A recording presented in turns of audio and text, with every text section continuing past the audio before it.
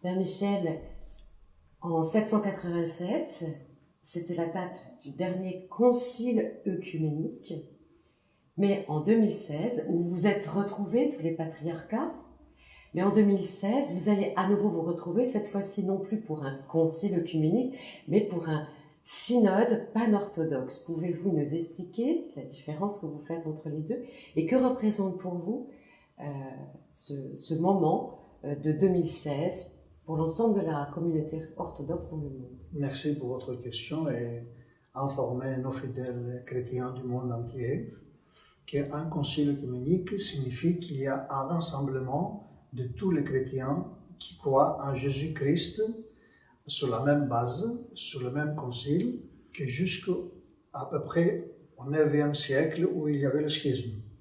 Effectivement, jusqu'à le 7e concile œcuménique, on avait cette bénédiction d'être tous ensemble, avoir la même foi, la même conviction. Aujourd'hui, ce qui va se faire dans l'Église orthodoxe, ce sera un synode pan-orthodoxe.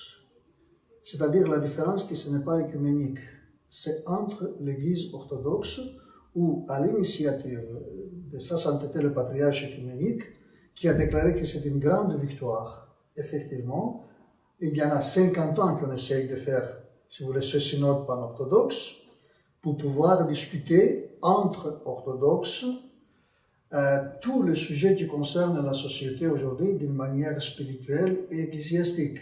Par exemple, le calendrier. Il faut un jour voir ce calendrier du Pâques, de la Pâques. Parce que même dans l'Église orthodoxe, des fois, on se fête d'une manière avec l'ancien calendrier, le nouveau calendrier, les fêtes. Effectivement, la fête de Pâques est toujours la même fête, la même date pour tous les orthodoxes. Mais il faut trouver quand même un moyen que tous les chrétiens, là où on se trouve, on doit fêter ensemble cette grande victoire de la vie contre la mort, qui est le Christ ressuscité. Donc, éventuellement, ça fait partie de l'ordre du jour. Après, c'est aussi régler l'affaire de l'Ukraine, qui divise actuellement pas mal des églises, surtout le patriarcat de Moscou avec le patriarcat de Constantinople, et aussi d'autres églises. Il y a aussi effectivement le problème de l'ordre ecclésiastique qui existe dans nos églises. Comme je vous disais tout à l'heure, la première place d'honneur, comme on dit, mais autre égale, c'est le patriarcat de Constantinople. La deuxième, la troisième, la quatrième, jusqu'à la 14e place que chaque église prend place dans le synode pan-orthodoxe.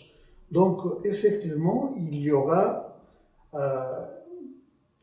au moins un ordre de jour à discuter. Les résultats, on ne sait pas.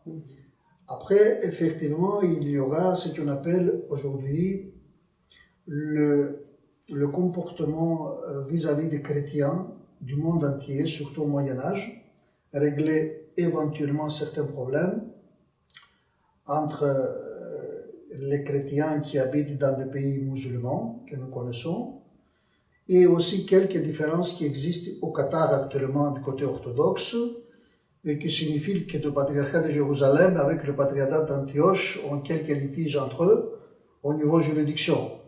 Donc effectivement, je suppose, mais on aura toutes ces informations précises prochainement, comme ça chaque église, chaque patriarcat sera représenté dans ce synode et tous les sujets dans la grade de liberté, comme dit, et démocratie seront discutés.